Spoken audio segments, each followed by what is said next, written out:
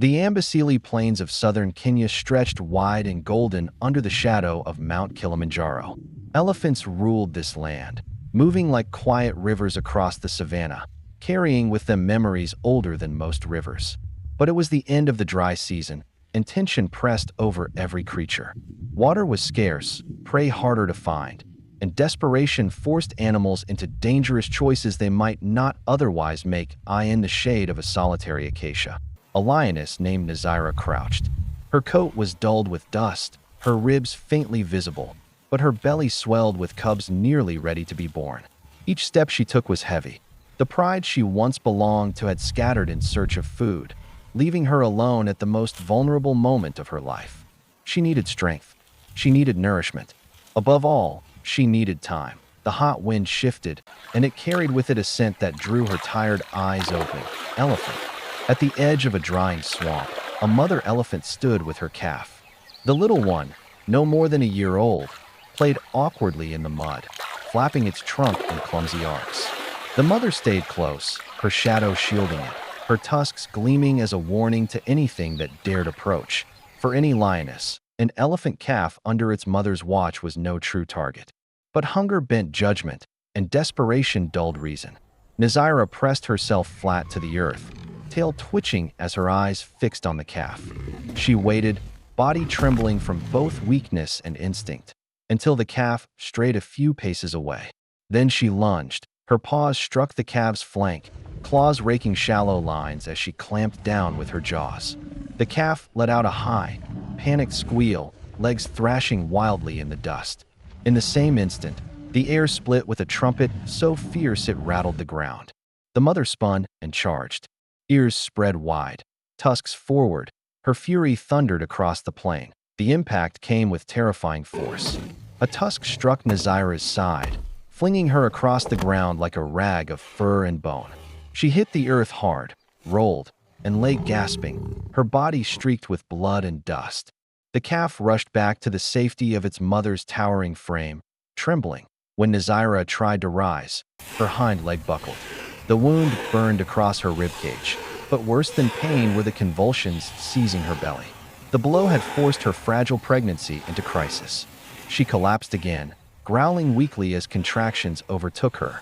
Alone, broken, and bleeding, she was going into labor in the open plain. The elephant mother advanced again, ready to defend, but what she saw stilled her charge.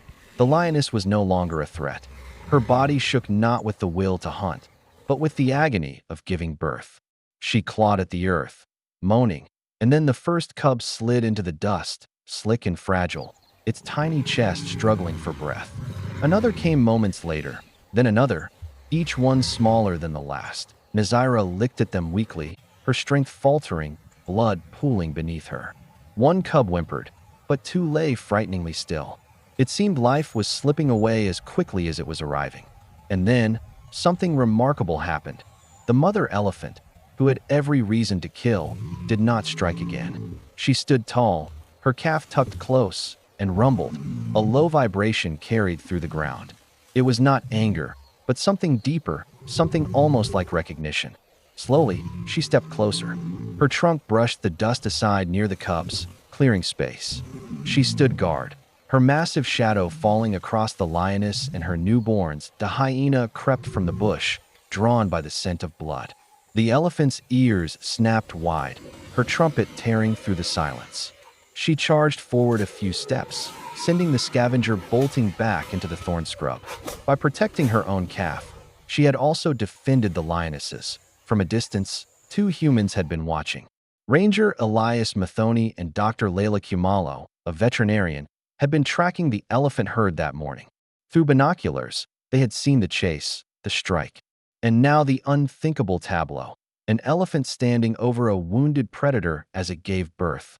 Unbelievable, Elias whispered. Minutes stretched like hours. The lioness lay trembling, her cubs mewling softly beside her. The elephant eventually turned, guiding her calf away across the plain, her heavy footsteps fading into the heat shimmer. Only then did Elias and Dr. Layla move. They rushed across the savanna in their vehicle, dust billowing behind them, skidding to a halt near the lioness. Doctor Layla dropped to her knees, already pulling on gloves. Nazira's eyes fluttered shut, her breath shallow, her flank bleeding freely. 3 cubs were alive, 2 were fading, and 1 was already gone. She's hemorrhaging, Layla said quickly. Elias set up fluids, his hands shaking with urgency. Antibiotics followed, and bandages pressed tight against wounds. Layla lifted each cub, rubbing their fragile bodies with cloth to coax cries from their lungs. One stirred, exhaled, and wailed thinly. Relief washed over them. Together they worked, hours slipping into hour, until the lioness stabilized enough to transport. Carefully, they lifted her onto a stretcher, her cubs wrapped in warm cloths, and placed beside her. The vehicle roared toward the Ambasili Rescue Center, carrying lives that had hovered on the edge of lost. At the center, Nazira was laid in a quiet pen with straw and shade. For drips flowed into her veins, painkillers dulled her agony, and her wounds were cleaned. The cubs, tiny and blinking, were fed with drops of milk until their mother could recover. For 2 days she hovered near death, barely able to lift her head. But on the 3rd morning, her eyes opened wide. She licked her cubs with more strength than before. The fragile line had held. Weeks passed. Nazira's coat regained its luster, her body filling out again. The cubs tumbled in the grass, their small spotted coats bright under the sun. 1 male, 2 females, the start of a new legacy. Elias and Layla watched often, their bond with the animals deepened by the memory of that impossible morning. When Nazira was released back into the reserve, her pride had returned to the region. At first they approached cautiously, wary of her wounds and her cubs. But Lioness's no blood and belonging. Soon they pressed against her, nuzzling her young, and welcomed her home. Elias often returned to the place by the swamp where it had all unfolded. He remembered the dust, the trumpets, the cries of newborn cubs, and above all, the shadow of an elephant standing guard over her enemy. It was a story that defied the simple rules of predator and prey, a story that showed the wild can be brutal, but also astonishing. On that day, a mother elephant chose mercy over death. And because of it, a pregnant lioness lived to raise the next generation. The cubs' roars would one day echo across Ambasili, reminders of a moment when nature itself bent toward compassion. Beneath Kilimanjaro's silent crown, the lions thrived, the elephants wandered, and those who witnessed that morning carried with them a truth that words could barely hold.